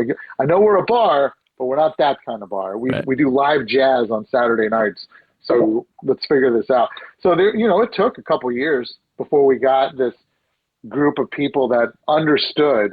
And the funny thing is, I'm like getting the same ones that were like, man, I just want to give me a Coors Light and a Jaeger bomb or a fucking Fireball. And I'm like, well, I don't sell any of that. and then they get mad at me and they're like, well, what am I going to drink? I don't. And I'm like, well, drink this. And they're like, I don't want that. I'm like, well, then go down the street, man. Just go to the other bar. Like, well, I don't want to be at the other bar. Go. Well, then we're at a weird impasse. This is what I got. But then those same people, are now like regulars, because they're like, oh, I actually like this. It's like, so there was like this kind of like this education of the consumer that took place. So some of those same people that gave me shit in the beginning are now some of my biggest followers. So when a guy comes in to Revival and says, hey man, I want a Coors Light, what do you get them to try to keep them in the door? So we have a lighter lager. It's just made from the brewery down the street. Yep. So it's I'm like support local, and it's like, so that's what it is. I'm like, I don't have Coors Light. I don't have a light beer, but I do have a lighter style lager that I think you'll like. And it's made by Deep River, which is, they're friends of ours. They're about a half mile down the street. So we give them that. And if they don't like that, like I have some regulars that come in a lot, and the wife is just Mick Ultra. She only drinks Mick Ultra, and I'm like, I just don't have it, and I don't really want it because that's not what we're going for. It's like, well, if you had it, I'd be here more often. I'm like, I'd love to have you more often. But, there's something where you can't be everything to all people. You have to stay true to the thing. And owning a business is like you got to raise it. It's like raising a kid, I would imagine. Like you have to maintain the integrity of what it is you're doing. Because if you don't, it cheapens the experience, and I think you lose people as a result of that if you try to do too much. So it's like, stay true, maintain the integrity, keep your standard high, and move forward, and you'll find success. And we did. I mean, we were open 4 days a week in the beginning. Now I'm 7 days a week, and I'm ready to open another location. So I'll never understand, like, you don't go into Taco Bell and order ice cream. Like, that's common sense, and going into a place, I've been to 1,000 breweries, and like going into, you'll always hear, well, don't you just have a Miller Lite? Like, motherfucker, the sign says that we make our own beer. Like, why would we sell that? Sir, this is a Wendy's. I know it. It's like, there's a time and place for that. Look, it's like, I was listening to your episode with your friend, the guy who's the brewery and the Tim. artist. Yeah. Tim. Yep. And it's like he was talking about, he worked in a brewery, and he's like, yeah. So, well, because for me too, it's the same thing. Sometimes I just want what do you guys drink? Banquet. Like, sometimes you just want the cheap beer, right? And I'm the same way. It's like, but I also know when I want that beer, I'm going to go to the place to get it. Right. Right. There are certain experiences where I'm like, yeah, I do want the dive bar shit beer experience, and I want that, so I'm going to go to it. And sometimes I'm like, I want the higher end experience, so I go there, but I'm not blending those worlds. I can't blend those worlds. Yeah, you're not going to walk into Target and be like, hey, where are your 3-piece suits? Yeah, exactly. It's just sometimes you want to dress a certain, I 100% agree. Yeah, sometimes you just want something really nice, and sometimes, you do want your I like PBR. I know it's like $1. It's not good, but I still drink it. I'm just not going to drink it at my bar. You know, I'm not going to sell it. I like it, but I'm not selling it. I had a buddy once that was like, sometimes just an ice cold Busch Light just tastes good, and I'm like, does it? Does it? Sometimes. I drank a lot of Busch Light back in the day too. So yeah, I mean, you nostalgia for shit. Like, yeah. I mean, I don't go to McDonald's ever. I don't like it. I'm a Popeyes chicken guy. I love Popeyes. I don't know if you have that. I fucking love Popeyes. I love it. I love it because they're so mean to me. I don't know if I have what my problem. I don't know maybe I'm just like, yeah, there's this weird like sadist like BDSM quality where I'm like, yeah, just be mean to me and feed me chicken. But wow, this got weird. I didn't know they were mean there. Popeyes, that's like the joke. Like Chick-fil-A is so nice to you. You're right. They're like, oh, it's our pleasure. Here's your chicken. Have a blessed and day. Then it's like, oh, Popeyes. And you're like, oh, my order's wrong. And they're like, no, it ain't. Fuck you. And here's your... Wait, but I asked for biscuits. No, you didn't. Take your food and get out. You're like, step on me, daddy. I know. Like, oh, my God. It makes chicken taste so much better because they're so mean. KFC has like the 13 original flavors. Popeye just has hate. Popeyes is just mean to you, but I love it. They have that blackened chicken. It's just delicious, dude. I go for it all the time. But I guess the point is like, I still go to McDonald's. I just want their chicken sandwich. I don't know what it is, but I just fucking love that shitty chicken sandwich. Yeah. Yeah, I get it. Often, but sometimes you just want a shitty chicken sandwich, and that's what McDonald's is for. Oh, great. Now I'm going to get McDonald's for supper tonight, you asshole. Way to go. I know. I'm just comparing fast food. They all suck at the end of the day, but whatever. You get the point. Oh, no, I get it. Sometimes you want Busch Light. Let's just stick. Yeah, I mean, I don't, but I get what you're saying. No, you said banquet. That was him. That was he. Yeah, he wanted. Yeah, he was. I just want a banquet or an old style or hams. Okay. It was hams. Hams. Yeah, and I was just like that either. Some Midwestern shit. Yeah. Oh yeah. Like it was. If you can, when you get a chance, go on YouTube and find some old hams commercials. There was a bear. There was a cartoon bear. It was a whole thing. Wow. Yeah, it was. Yeah, I didn't have any of that. Oh man, yeah, it's something else. I mean, I don't know that I've ever drank a hams, but it was definitely around in my childhood. My dad was so one time my dad sent me into the house to get him a brewski, and when I came back and told him that we didn't have anything called brewski, all we had was Budweiser, he shot me with a pellet gun. Jesus Christ. You have childhood trauma. See, I grew up in a nice house. Yeah, I mean, to be fair, I'm from Waterloo. I should have known what he meant. I mean, really, I should have. That was my fault. I guess. I don't know. Yeah, it was. My dad drank Natty Light, and we grew up in this part of Florida where there was this big sand pit, and that was where like the high school kids and like whatever they'd go create bonfires and drink their dad's beer. My dad would walk our dog down to we call it the sand pit. He would find beer. And he would bring it home, put it in the fridge, and drink it. Like that's what he did. He was like, "Well, it's free. He's like, you can't beat free." But then when he had to spend money on beer, he would buy Natty Light. Like that's all that we had. I grew up with the shittiest beer and the shittiest whiskey. Like my dad drank Old Crow bourbon, and that was $8 in the '80s, and it's $8 today. Like that's just bad. But I do keep Old Crow at the bar because it is bourbon, so. I mean, I all through college, I was drinking like Natty Ice, Busch Light. Yeah, it was terrible, man. Ice House, you remember Ice House? Ice House was awful. I do remember it. It was so bad, but it was so cheap. And I was drinking freaking Hawkeye whiskey when we'd go down to this place called the Dean's List, and it was $5 all you could drink. And so if I was really feeling my oats and I was like, hey, it's been a good plasma donation week. My first one, I'd wrap a 5 around the giant mug that they'd give you. If it was mug night or if it was so mug night, you could fill for $1 or you could pay $5 all you can drink on a different night. If it was $5 all you can drink, I'd wrap a $5 around my plastic cup so that they'd actually give me Jack.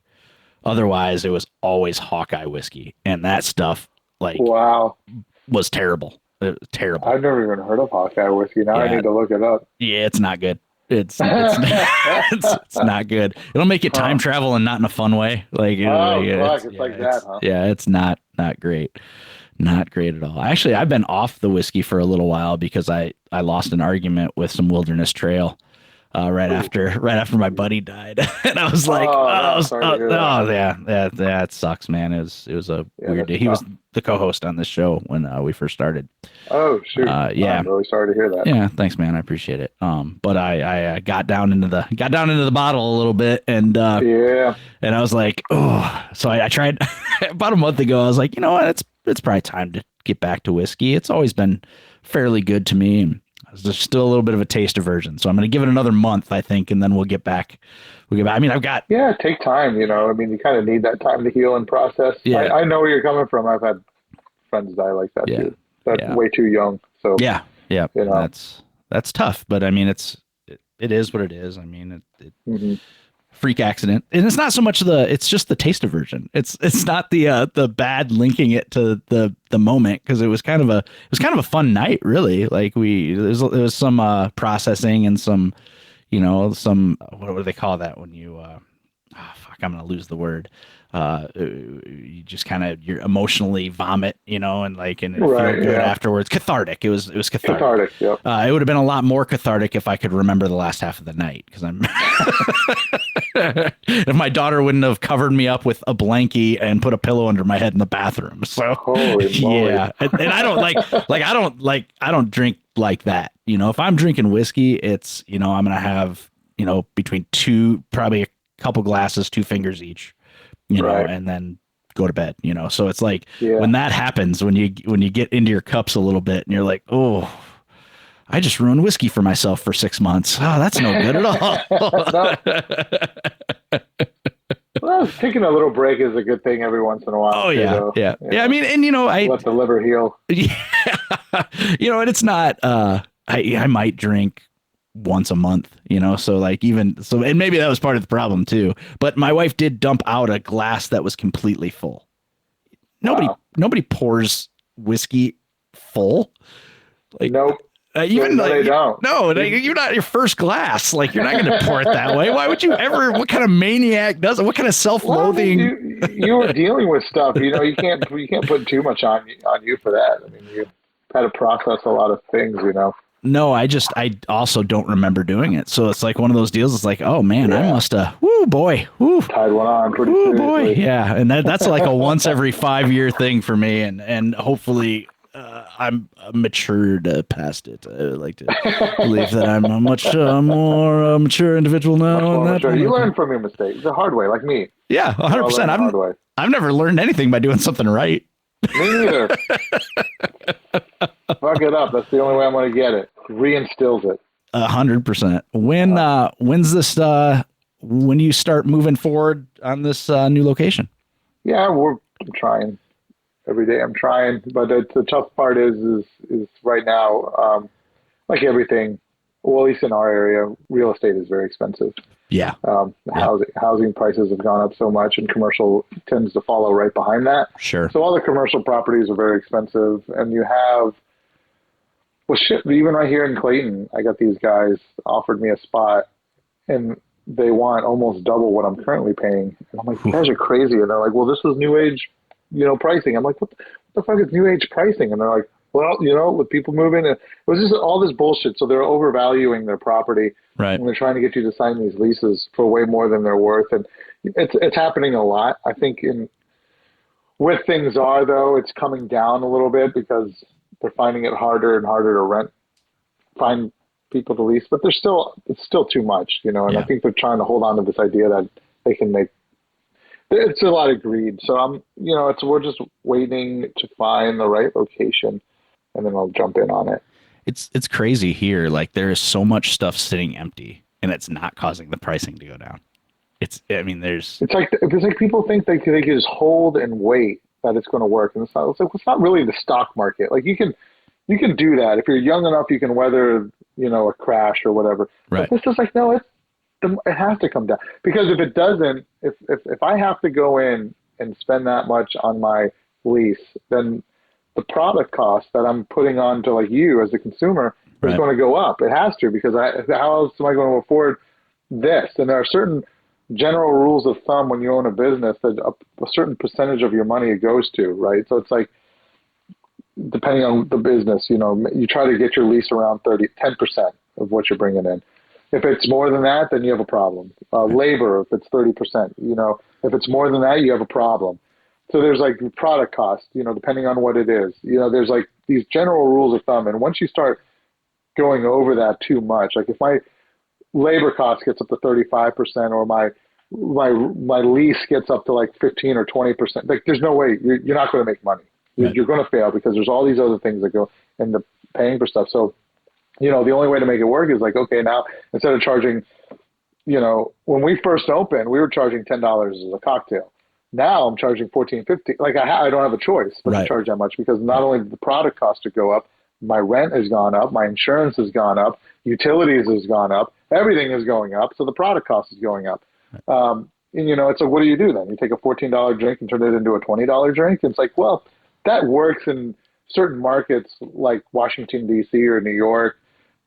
And then very small places in like Raleigh, I think, can get away with like a $16 cocktail. But even still, like at some point, people are just going to say no thanks, and they're going to go somewhere else to get where they could, get more for their money. Right. And they're willing to take a step back from like this more higher end experience and be like, okay, well, we don't always need the shiny thing. We can have whatever this thing. We can drink the hams and the natty lights. We don't need the craft beer or the craft cocktail. Let me just drink this shitty margarita from the Mexican restaurant. So it's like, this is where we're at. We're at this weird, we're trying to balance. And I think it's just, there's so much off balance right now with the way it's really ever since, God damn, it's ever, my thoughts on things, but it's like the last few years, everything's gotten so expensive. Yeah. And it's unfortunate, but I think we're all trying to find the balance. Well, and if it ain't broke, there's no point rushing headlong into something if what you're currently doing is working. Yeah, I'm fine to wait. I have patience, so we'll find the right spot. People will find the right pricing. I won't feel like I'm being taken advantage of. So we'll figure it out. Yeah. I'm in no major hurry. And I think it's much like buying a car, man. Like if you don't need that car, fine. It's fine. Things are fine. See you later. And then you end up getting it for way cheaper because they're like, oh crap, he doesn't need it, Yeah, I think that's part of it. Just hang on. We'll just hang out for a little bit and we'll figure it out. If you could give somebody that was starting a business one piece of advice, what would that be? Oh boy. Oh boy. I have too much advice. I'm just like, here's so many things. I believe if you want to start a business, and you want to make sure it's the right business for you to start, and you should be doing it for, I think, one of two reasons. I think the biggest reason you should do it is you're solving a problem for somebody. And then in doing so, it becomes a passion for you to solve this problem. So there's like your passion should be wrapped up into it, but also you're trying to solve like a problem. Because when you do it like that and you think of it in those terms, you'll put the right amount of effort into creating something of true value, and you'll find more success. Once I think, man, I'm doing a bad job of explaining this, but no, I'm following, man. I'm following. Okay, because once you've solved the problem for somebody and you've created this experience, like for me, it was with the bar, was we didn't have anything like that. So it was like, okay, well, I want to answer this problem. People want a nicer place to go. They want the higher level cocktails, but they don't want to drive into Raleigh or Durham. So let's create this really unique drinking experience, this very unique social experience to create that escape that I talked about in the beginning. Was like you could work your 9 to 5, you have your kids, but sometimes you want to get away and just have a moment with you and your significant other or you and a group of people. Let's create that environment. We're going to solve that problem. And then in doing so, it just became a massive passion for me. I love cocktails. I love whiskey. I love all spirit types. But it's like, and then I also love people. So it became this passion because I was doing something I was like fully invested in. And as a result of that, we kept raising the standard every single time. I think if you don't find that and you just create You're like, oh, I think I can do a food truck and I'll make whatever, but you're not really into it. You're not really solving a problem for people. It's only ever going to be mediocre at best. And I think that's the thing. Like, if you're not going to really dedicate your life into creating something, then just do it as a hobby. Just do it for fun. Like, I love making bread. It's a hobby of mine, but I'm never going to open a fucking bakery. That seems like a fucking, there's zero chance. It's going to take all the fun out of it. I just enjoy doing it for myself, and then I just give it away. I make all these different focaccias and these different breads, and I give it to my friends, and they enjoy it. And then some of them are like, let me pay you for it. And I'm like, no, I don't want your money, because then it's no longer fun. Like, I just enjoy doing this. So it needs to be something that you're going to be fully invested in, because nothing frustrates me more than going into a bar, a restaurant, a record store. It doesn't matter, anything. And it just sucks. And it's like, you're not really invested. You don't really care. You think this is a quick way to make money. So you're just doing it. And then, so you're not really invested. I want to feel the passion. So I think anyone trying to get into business, regardless of what it is like, solve a problem, be passionate about solving that problem for people. And I think you'll find success. Yeah, that's it. That's pretty much it. I think that's great advice, because I mean, if you don't love what you're doing starting a business, I mean, if you're the business owner, it all starts and ends with you. So if you don't love what you're doing, why should anybody else love being there? Yeah, I agree. And it's like, I see these guys talking on TikTok and stuff, and they're like making money. Like that idiot, I can't stand him. I know people love him, but I just don't like Gary Vee. I don't like that guy. And he's like, you want to make money. Everything's just so much about money. Right. And I'm like, that's not what it should be about. It should be about creating something that's helping people. You're solving this problem. You're very passionate about it. Because if you do those things right, the money will come. Like, it's going to come if you're doing it the right way. There shouldn't be like this bullshit about just, make money. Because then now you're selling bullshit.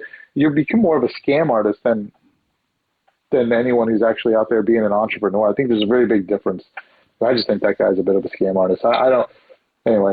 Well, I mean, I don't know who he is, but he clearly sounds like somebody who's more worried about influencing than doing. Yeah, look. I mean, I'm surprised you never heard of it. Gary Vaynerchuk.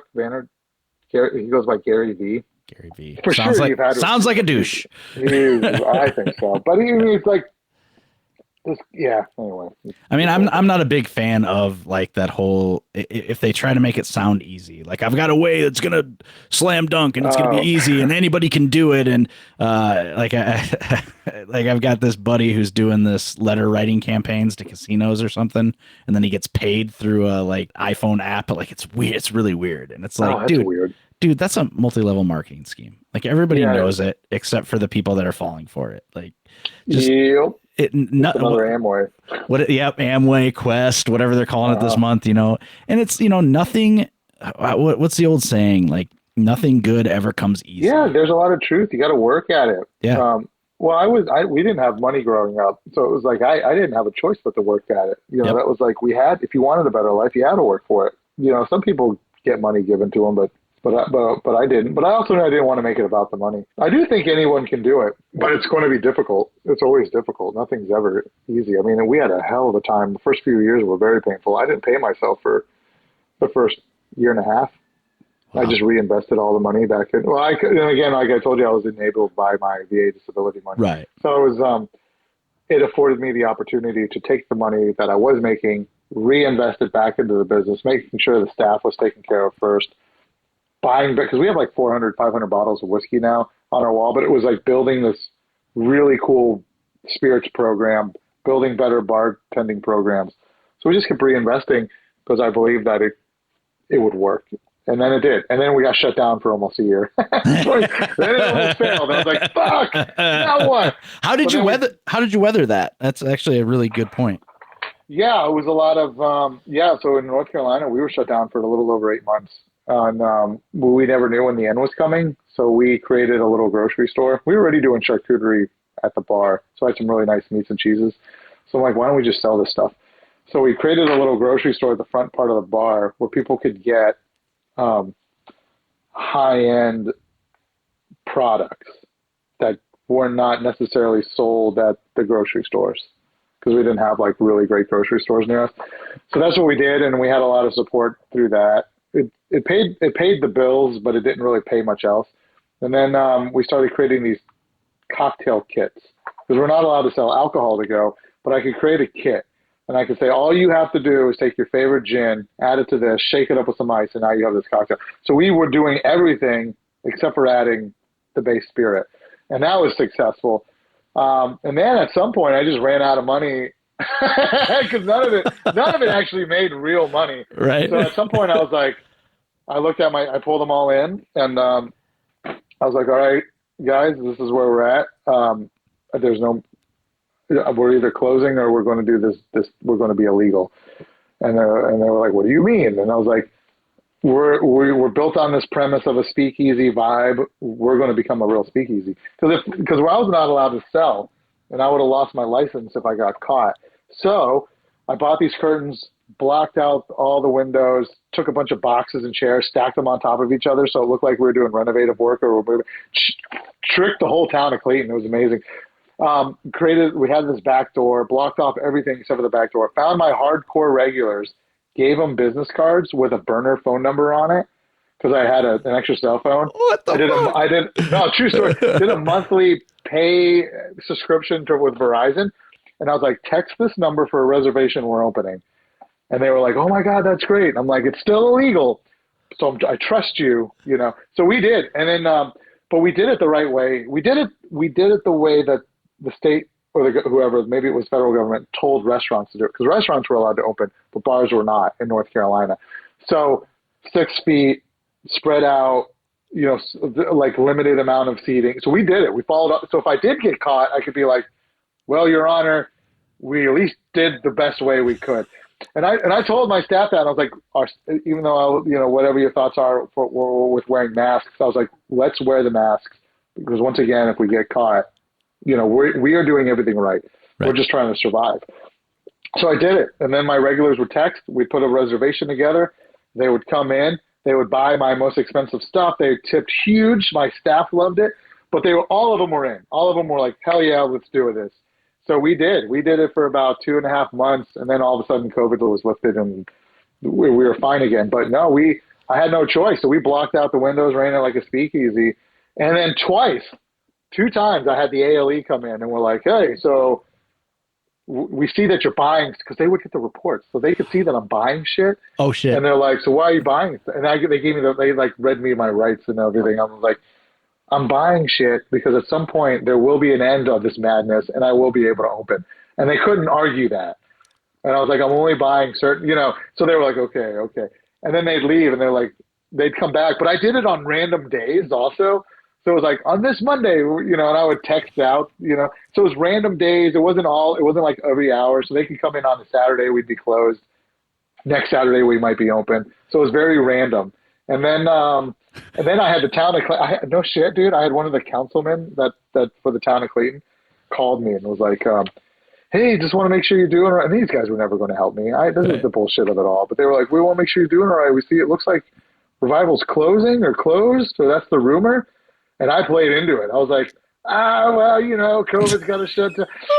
I'm like, we are doing a little renovative work, so we moved all the furniture so we can clean the floors because we are planning to and they bought it. These motherfuckers thought I was closed down. I was so proud of myself for pulling this off and my staff loved it. And yeah, it was cool, man. That's really what saved us. Do you need me to cut all that out? No. Too much time. I can't get arrested for that now. I tell everybody, even the guy even the councilman. I told him years later. It was like a couple years ago. He was in my bar drinking. I was like, hey, dude, remember when we almost went out of business and I was actually open? And he laughed so hard. He's like, no way. He's like, why didn't you tell me? I'm like, you're one of them. Like, bro, I don't trust you. You're the government. I don't fucking trust the government. You're part of the problem. And he laughed at that. And I was like, oh, I only told the people I knew I could trust. Like, dude, you might as well be wearing a shirt that says "the man." Like, come on, 100%. Like, you are part of the problem. He's like, I was trying to help. I'm like, no, you weren't. What were you doing though? Like, what did you actually do? So yeah, no, it was fun. I tell people all the time now, even the ALE guy, like he came back, he was like, I fucking knew it. And I was like, gotcha, motherfucker. Can't do shit about it now.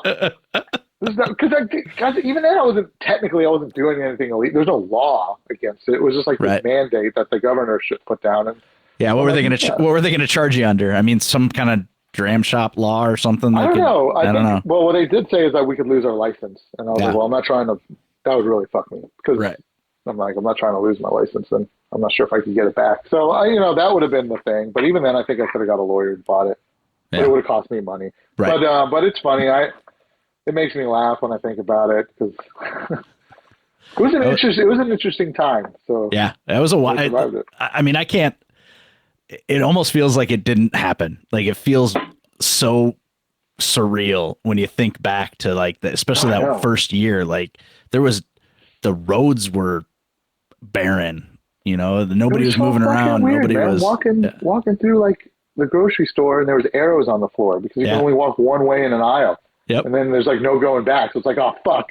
If you forgot something, you just got to keep going. Just leave it, dude. Keep moving. COVID's going to get you. And I'm like, but I want my Doritos. Couldn't get it. I always loved like I was okay with the masking, but like the one that always there were two instances that always cracked me up: a person alone in their car wearing a mask, a person out for a walk by themselves wearing a mask. And I think what it was people who didn't understand science legitimately thought COVID was just in the air. Oh yeah. Like a weird smog that was just settling, and you just like, I was like, this is so weird. Yeah. And it's like, no.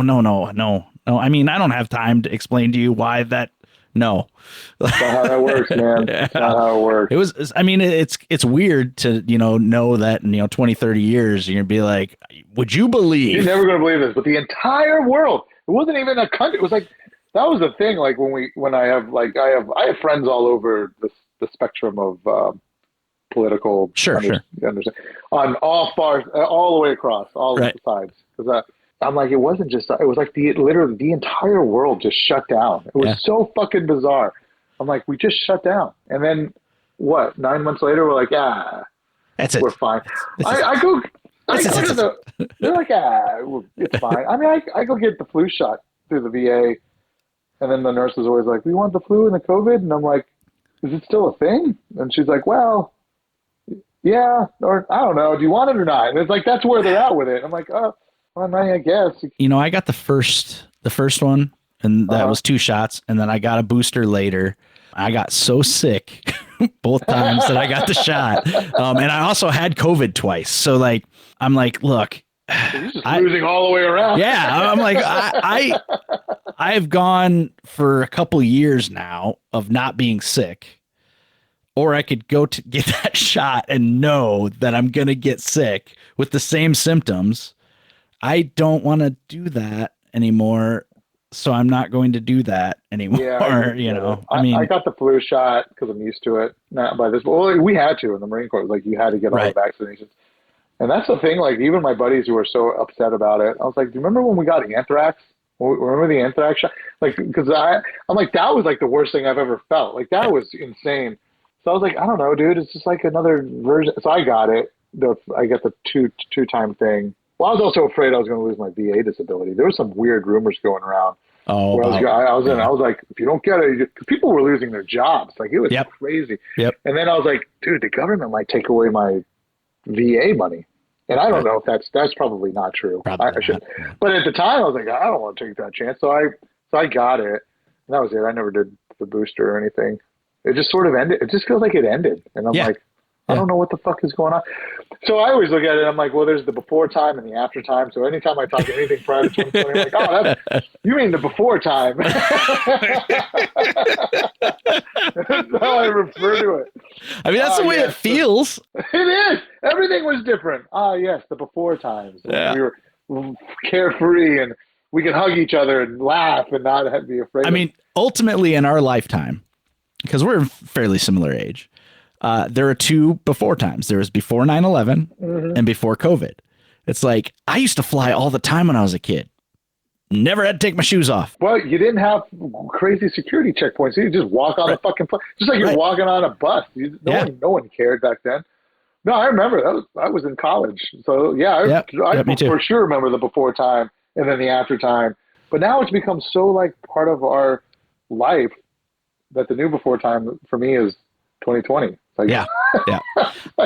And you know, the TSA guidelines too, like we're off in the weeds here and I'm gonna let you go in a minute, but like the TSA guidelines, you would have thought they would have rolled some of them back by now. 100%. I don't get it. One guy had a shoe. One guy had a shoe. Fucked it up for everyone. Now we got bullshit waiting in line for 2 hours. Well, I wait in line longer than some of my flights. You know, I got like a half hour or an hour flight somewhere, but I'm in line for 2 hours. I'm like, hey, let's just drive, you know, and I'll be more comfortable. Yeah, it's fun. But I do know the one thing with TSA, they don't. I got wiped down over trail mix once. Did you really? Yeah. Wow. I don't know what kind of trail mix you got. Well, they asked if I had any food, and I'm like, no, I don't have any food in my carry-on. And then he's like, all right, step over here, and he pulls this. I mean, it was an enormous. I forgot I had it. It was like an enormous, like Target-sized thing of trail mix. Maybe that's what it was. I got pulled over for candles once. They were like, "What are these?" And I was like, "They're candles." They're like, oh. Well, all right, then. I'm like, thank you. Beach sand. Beach sand will set off all kinds of alarms because of the presumably because of the silica in it. I've never tried to take beach sand back. I brought some beach sand back for my girls to put in their sandbox so that they could always say they had Oregon sand in their sandbox. And the guy laughed once he saw what it was, handed me the TSA tape, and was like, hey, just go over there and tape your stuff up. So just get out of here with your dirt, you freaking weirdo. Yeah, who carries sand? Pocket sand. Man, I tell you, this has been a lot of fun. I'm really, really glad we connected and I got you on here. Yeah, same. If I'm ever out in Waterloo, we'll have to go have that beer. Yeah, absolutely. I wouldn't know why you would do that, but we'll come just for the beer. I'm in Waterloo of all places. Well, you do like Busch Light, so I mean, this is the place to get it. I'll drink it. I'll drink a Busch Light. That doesn't mean I like it. I 100% promise you that if I ever make it to North Carolina, I will darken your door of your establishment. You should. You should come check it out if you're ever this way. I would love that. And I encourage everyone else to check it out. Check out on Facebook, Revival 1869, A Drinkery. It's all kinds of stuff. It's a very active page. Mike really does a good job of promoting events that he has going on and stuff. And they do keep it pretty active at the establishment also. Also, he has a very attractive staff. So if you just want to go and look at good looking people, you can do that also. Go look at them, buy something from them, tip them well. Okay, let's figure out a way to charge for that. Yeah, we're like, all right, everybody puts on a blindfold and for an extra $5, you can take it off and look at these beautiful people. Look at people. Take your clothes off and look at those people.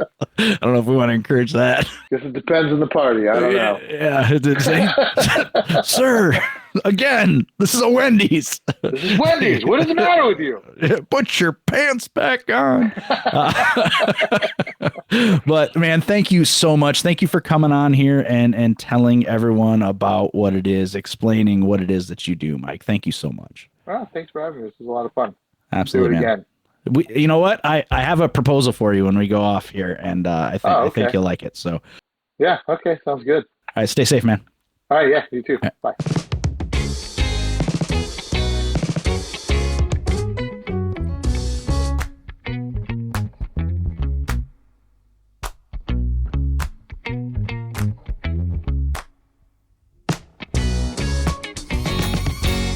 Tony Forsmark.